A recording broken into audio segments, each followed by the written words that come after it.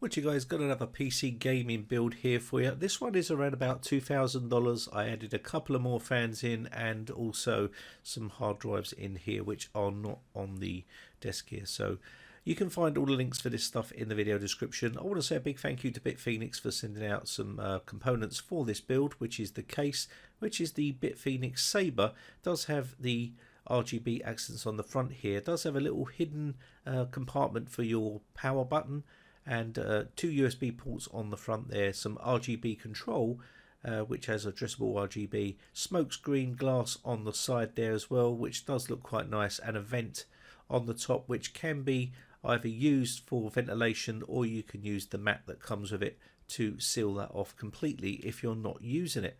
So all in all, this is the case we're going to be using in this build.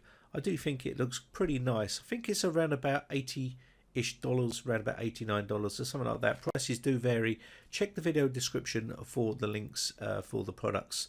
I've also got the Corsair 32GB Dominator Platinum RGB RAM here, and this is a 3600 megahertz, which will be plenty powerful and fast enough for this build. I've gone for the Ryzen 7 3800. I tried to get the Ryzen 9, but it was always out of stock and I was waiting, but I couldn't get hold of it, so I've gone with this. I can always upgrade it at a later date. So if you are going for a Ryzen 3rd gen, try to get the fastest memory as possible, because obviously Ryzen does utilize the super fast memory speeds, and it does pay dividends when you spend that bit extra. I've also gone for the Asus Tough Gaming motherboard. This is the X570 Plus Wi-Fi version. Now this is around about $199, which makes it very affordable and probably one of the best bang for buck 570 chipset motherboards on the market. Now also Bitphoenix hooked me up with the Whisper 750 watt 80 plus gold certified silent performance power supply, which is fully modular, as you'll see later on in the video. I've got the Samsung VNAND SSD, which is the 970 EVO, and it's a 1TB version. That will do for my main operating system. I'm going to be putting in some extra drives in here as well, which I haven't got on the actual counter. I'll be adding those at a later date, which will drive the price up to around about $2,000. Now I'm debating whether to put in the NZXT Kraken X62 into here or use the stock cooler from Ryzen in here. I'm not too sure yet, but I'll consider doing that later on in the video. If not, I'll put the stock one on. I've also got a couple of drives I'm going to be putting in, and I'm also going to be using the MSI Gaming X Trio GeForce RTX 2070 Super, which is a really affordable sort of card for this sort of price point build, and it should play all the games that I want it to play. Now remember, I'm running on a 1080p dual monitor setup, 144Hz with 1 millisecond monitors, so this is probably a little bit overkill. Could have probably gone for the 2060 Super, and this card will do me good when I upgrade the monitor to an ultra wide monitor or something along those lines.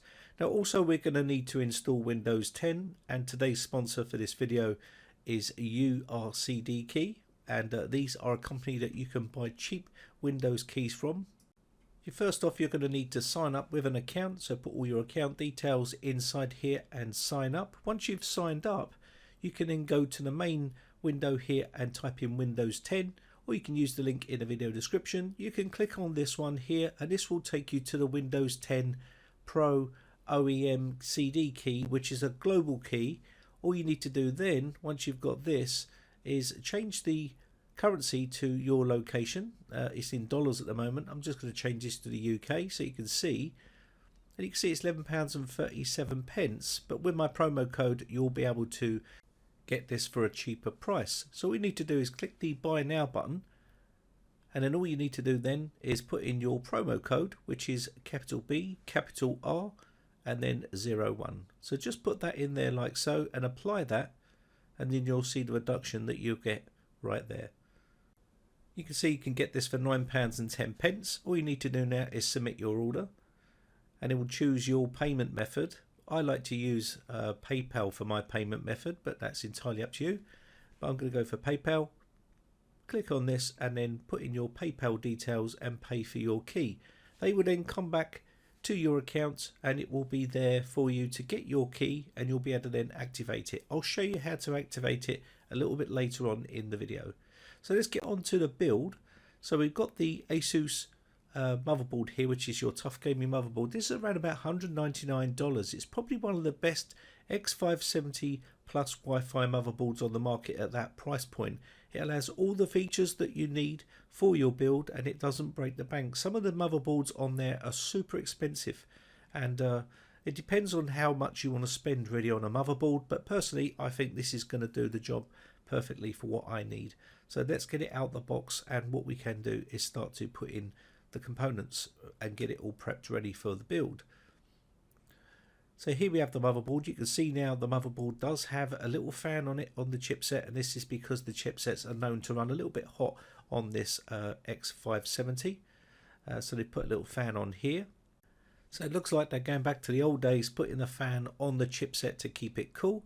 I think it looks quite nice, this motherboard. It's very basic looking. It has a sort of military look to it.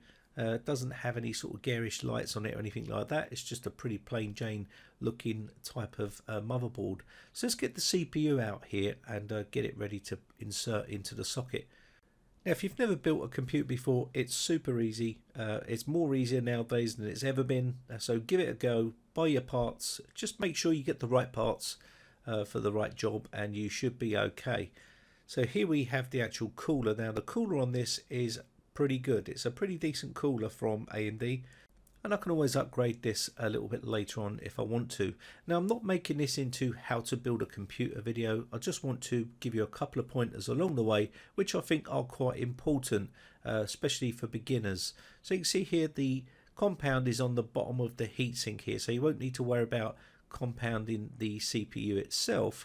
But one thing you want to remember is that on the Intel and AMD sockets here, one has pins on it and one doesn't. So on the AMD you'll see the pins are missing here, and that's because they're on the CPU itself, and of course on Intel the pins will be on here. The retention lever is a little bit looser on the AMD here, but basically they work in the same way. You see the top end sliding, and that will lock the pins into position and lock the CPU into its socket. And you can see here the pins on the CPU itself. So you just got to be a little bit extra careful when handling the Ryzen processors or AMD processors because of the pins on them.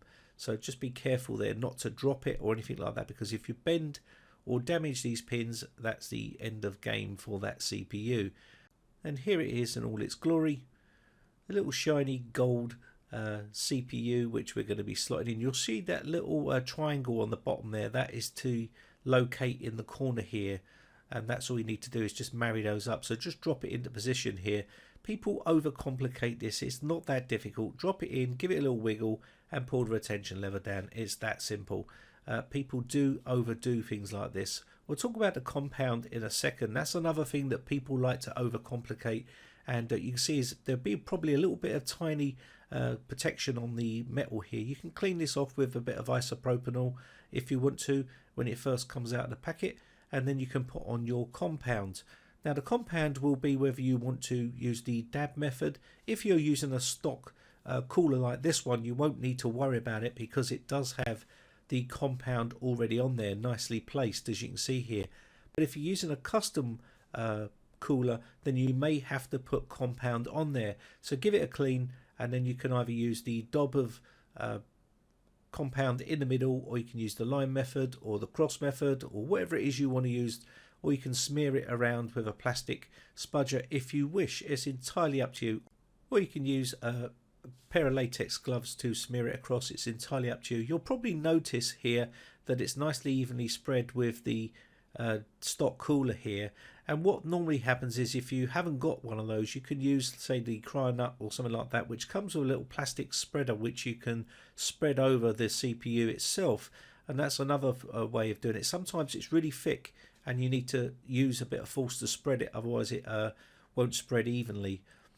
Anyway, that's enough about the old spreading of compound. People still love to talk about that stuff even in 2019. It's really not a big deal. Choose the compound you want and just spread it across the CPU. It's that simple. So I'm going to hook this into location here, and just basically get this underneath that little latch there. There's a little hook there what you need to hook it onto, and then on this side I'm going to do the same thing. And then once I get this into position here, you'll see it just down here. I'm just going to need to push down on one side so I can get it hooked in, and then we can pull this lever right the way back to lock it into position here, and that will be safely locked into position. We just need to tighten that down a little bit more there, but you can see it's on there. Now once we've got this into position, we just put in the cable for the fan in there onto the CPU port on the board. It's pretty straightforward stuff. Okay, next up we're going to get the little screw that comes in the motherboard here kit, and just put this onto the motherboard. Now sometimes these are pre-installed on some motherboards, but most of the time nowadays they're in a little bag inside your motherboard kit, and it will be inside there. We're going to insert this now. You can see there's a little notch on here that just goes in one way. Again, just slot that baby in. That's it, and then you can just screw it down. It's that simple. Probably best to use a magnetic screwdriver here because these are pretty fiddly, and when you've got big hands like me, it's a bit cumbersome when you're trying to get a screw in with no magnetic tip on it. It can be a bit fiddly. So on here, just get your magnetic screwdriver and then just screw that down. Don't over screw it, and you're pretty much good to go. That's done. Okay, next up we're going to be doing the memory, and we're going to slide this round. And you can see how easy it is to build computers nowadays. People do overcomplicate things sometimes, and it's not that difficult. Probably the most difficult part is choosing the right parts for the actual build itself. But once you've got that down, it's pretty easy.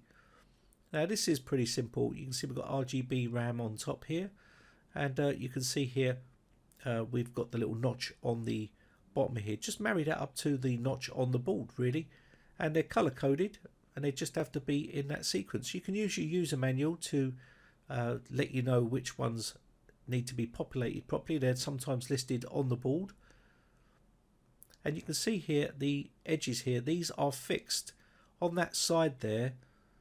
One has a latch and one is fixed, so don't go pulling down on those because you will snap them.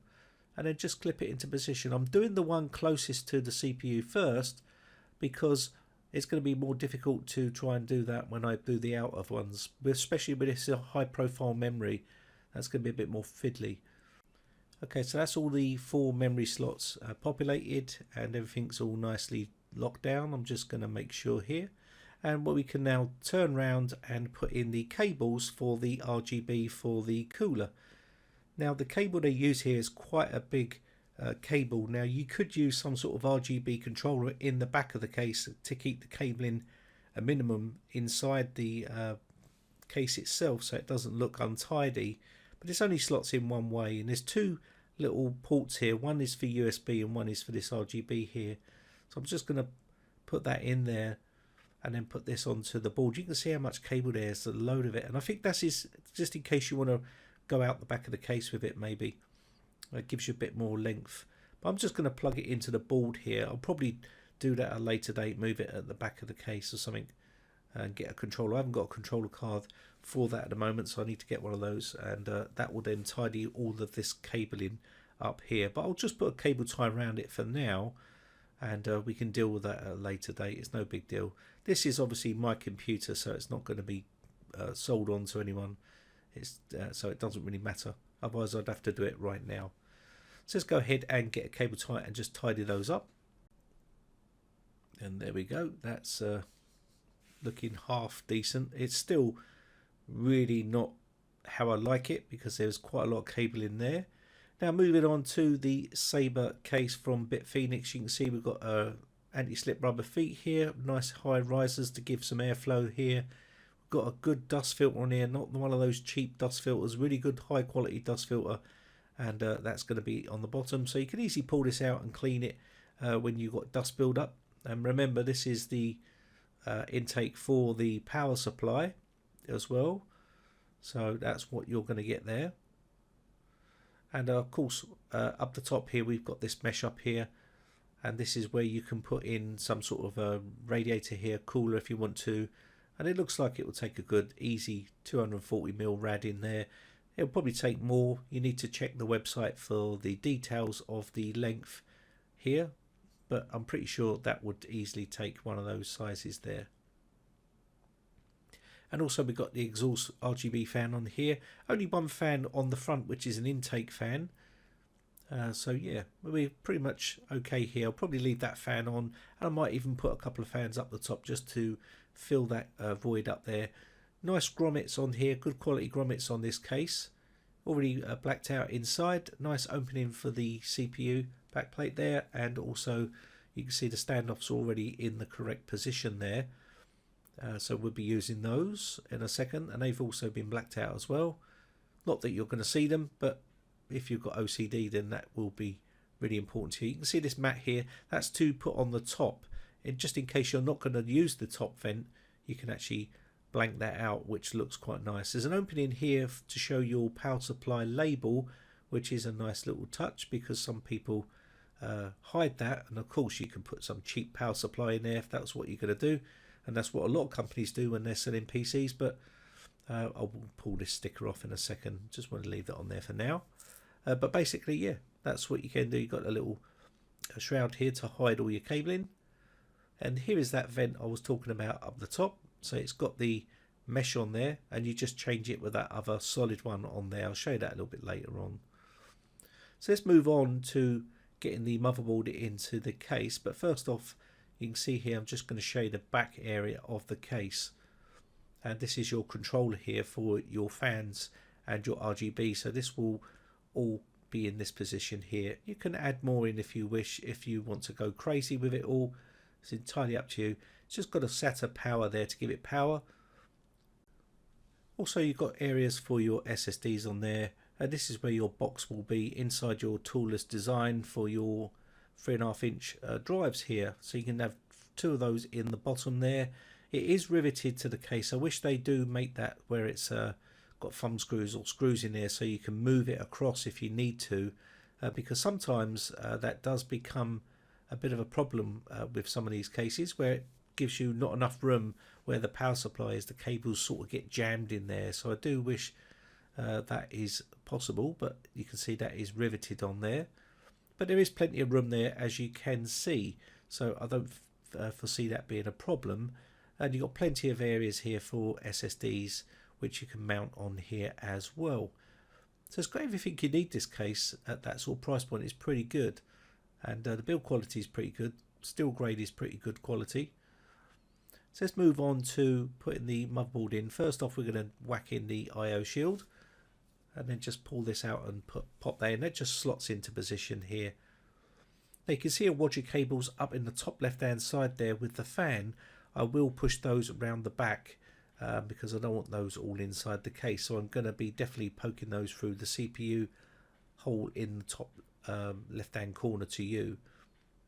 And I've already done that in a second. So I'm just going to put these in.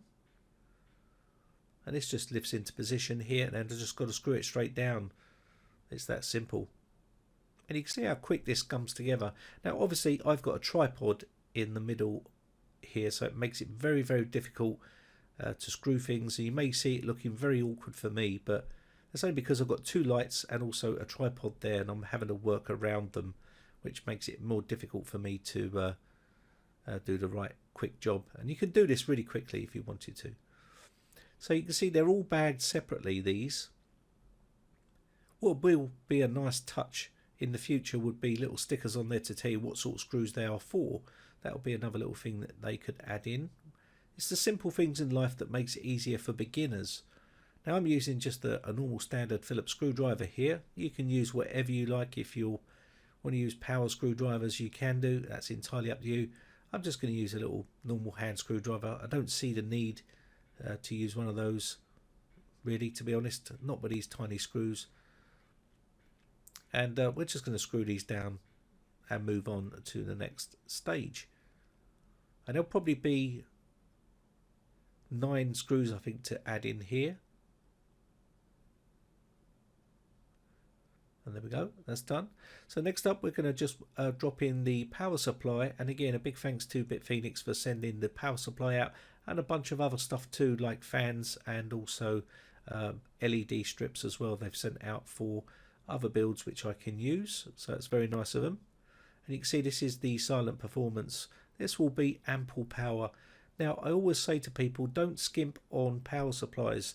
The reason why you want to drop a bit of money on your power supply is because it's delivering good quality power with plenty of good ampage for all your components. Also, it has protection on them, so if you use one of those cheap ones and it fails, it's going to blow components on the board. So be very, very careful when you use cheap power supplies.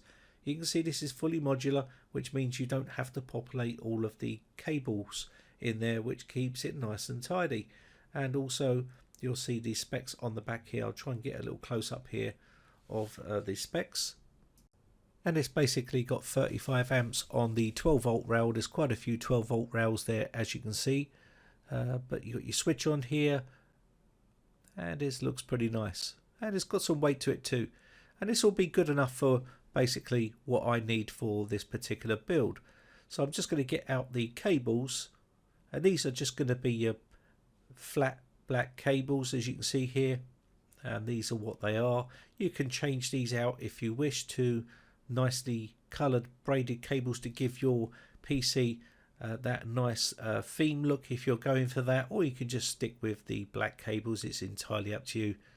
This is just a workhorse machine, so I'm not really too worried about that particularly in this build. So I'm just going to push this into the side here. Now this does come in from the side, and once we push it in the side we just screw it up. It's that simple. So I'm just going to bend these cables up a little bit because of that hard drive tray there, the caddy there. It's not movable, so it's going to be a bit tight. Once you get that in, you can now put in the 4 screws, and that's it. That's basically how you put in a power supply. Again, some people like to overcomplicate things. This is a simple process. Get it in, 4 screws, job done. So I'm just going to get these 4 screws in.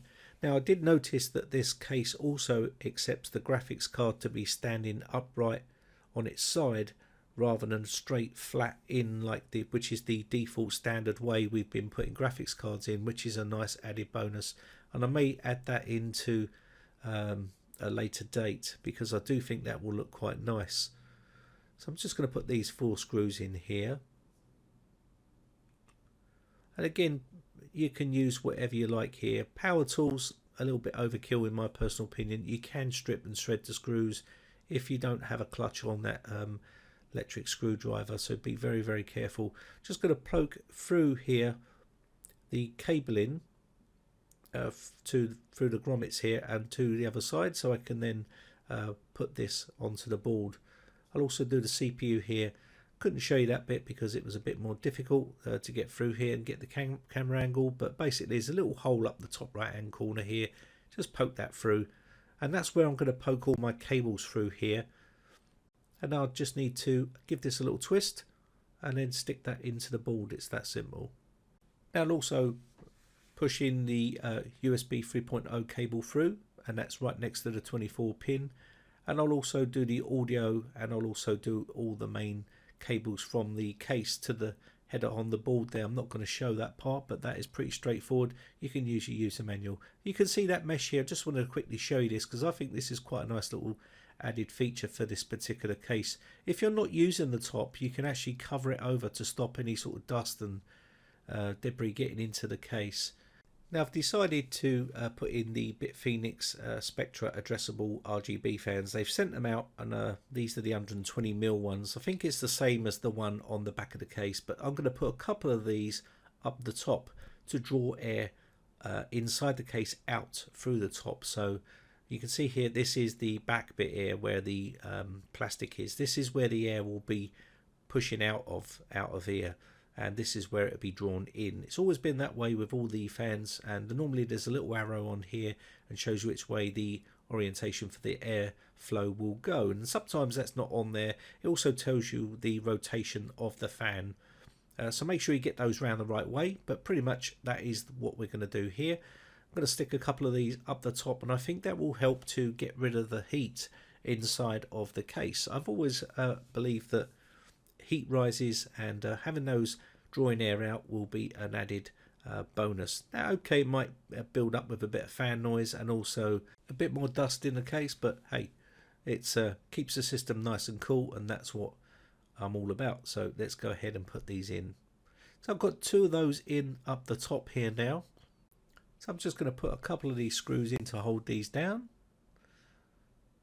And again, these are pretty much been the same screws they've used for fans for many years, and they're quite big, and they're probably the biggest screws in a PC build, to be honest, apart from the radiator screws which will go through.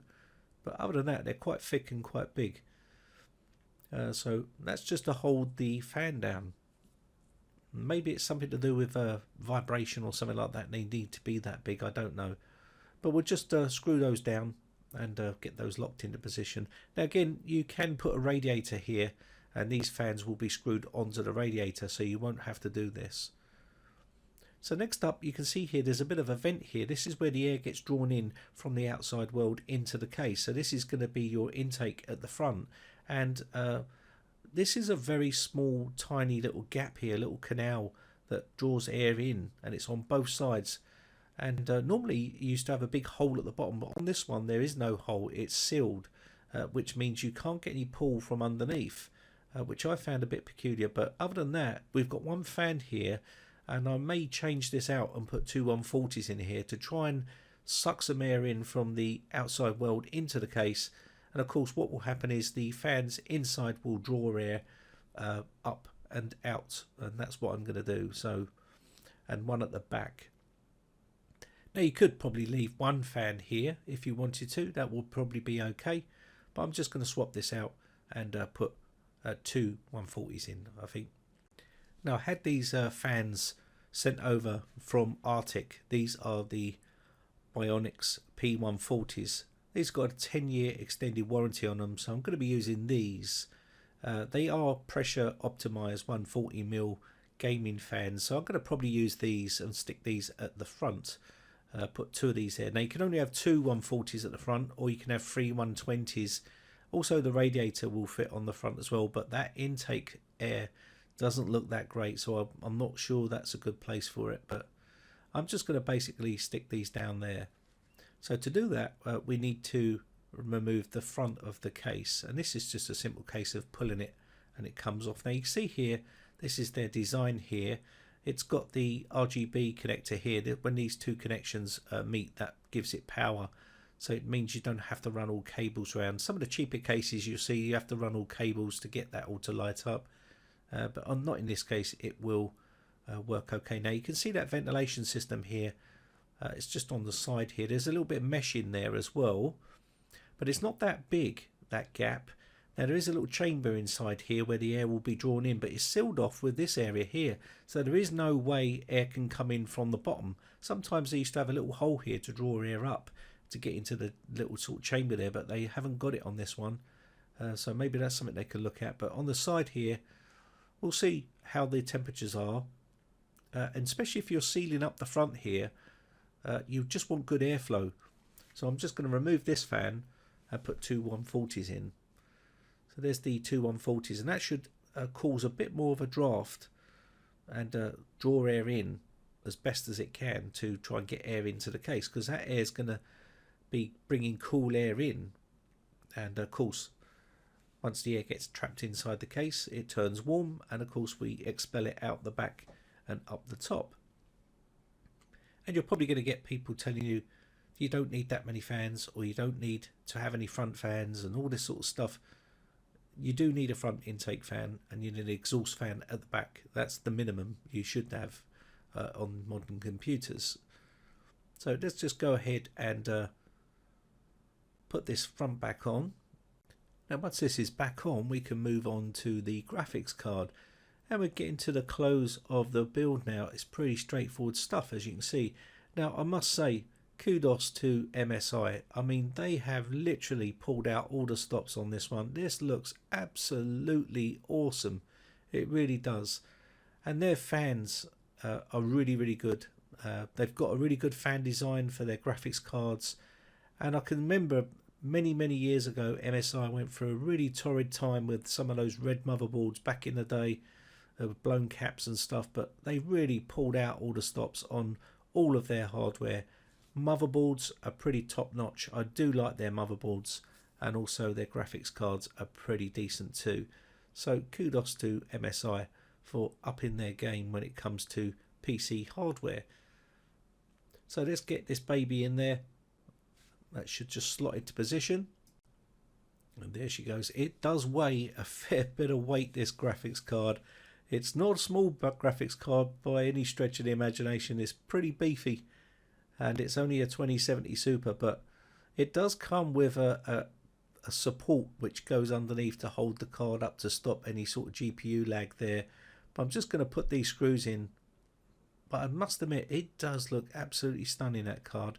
The back plate is absolutely awesome. It really is. It's got that sort of industrial look to it, like that brushed aluminium. It really does look great. So I'm going to get these screws in. Now, it may look awkward, and it is awkward because I've got that tripod there, and it's very, very difficult. Now, obviously, if I was facing the camera, it would be a lot more easier because I could have the camera and tripod facing right back. But I don't think the editing would be as nice as doing it this way. But that's just my personal opinion. But again, we got that graphics card support there underneath. That needs some work, I think, because it doesn't seem to be doing too much there, but we'll just leave that there for now. And basically, you can see this is the overall look of it. It looks quite clean. There's not a lot of cabling inside there. Granted, I still need to add in the graphics card cables, power cables, but I'm going to do that in a second. But other than that, it does look pretty clean. Now, obviously, it would look a lot nicer with the custom power supply cables. As you can see here, it doesn't look as pretty, but I didn't have none of those, and no one's ever sent me none of those for a build. So maybe in another time, I'll contact someone and see if they will send those out for me for review. So let's go ahead and get the side glass on, and we can pull the plastic off the side glass. Pull the plastic off. So let's power it on and see what it looks like. Now, obviously, the colours are going to be all out of whack because I need to install the AuraSync software on here, and that will then marry up all the colours. But it's on rainbow by the looks of it. All of them are just changing colour, apart from the fans at the back.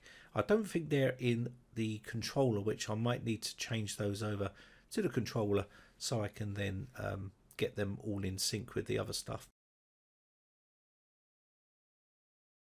So we need to get Windows installed on here, and again, if you've registered with URCD key, you'll be able to then purchase cheap Windows keys, and I'll show you how to get those installed and activated. It's very simple and easy to do.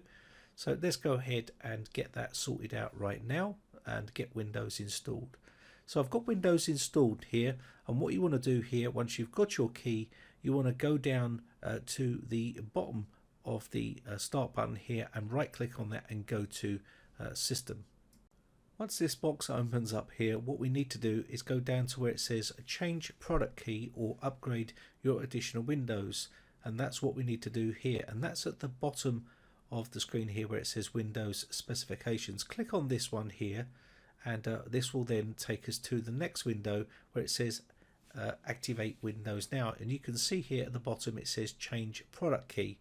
What we need to do here is click on change product key and enter the product key that you've just purchased from URCD key, and once you get that in there, it will then go through the process to activate our version of Windows. So let's go ahead and click on change product key.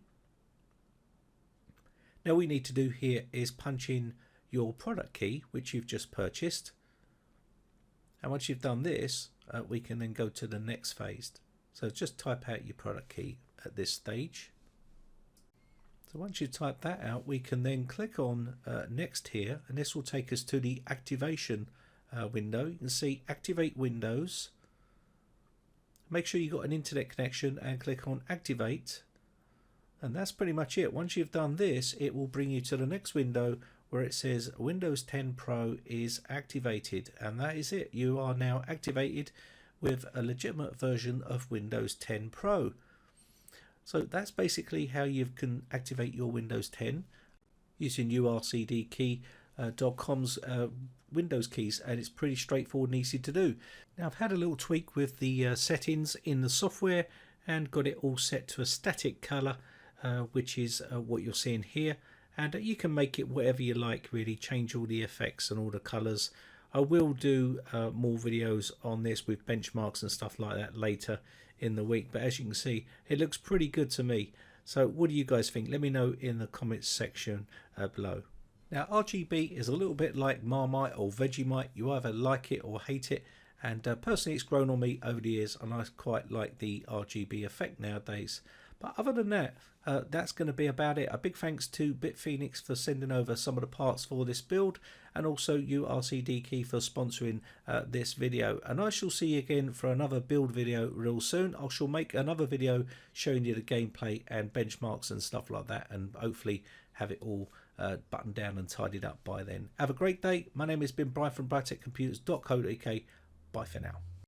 Now if you haven't subscribed yet, hit the big red subscribe button on my YouTube channel and hit the bell notification button next to that to be notified when we upload new videos.